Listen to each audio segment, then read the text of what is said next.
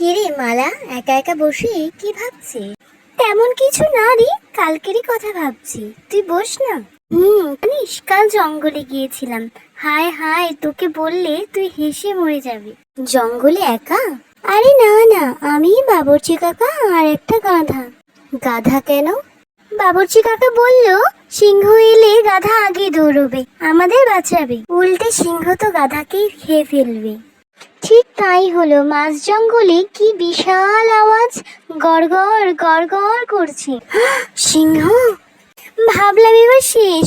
আমি গাছে উঠলাম, গাধা দৌড়ালো আর বাবুর্চি কাকা তো নারকেল গাছের পেছনে লুকিয়ে পড়লো।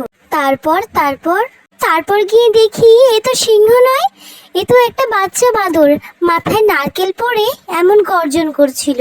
মানে সিংহ নয়, নারকেল বাঁদর। হ্যাঁ, বাবুর্চি কাকা তো ভয়ে নারকেলকে প্রণাম করছিল। মালা, তুই জঙ্গলে নয় সার্কাসে ঢুকে পড়েছিলি হয়তো।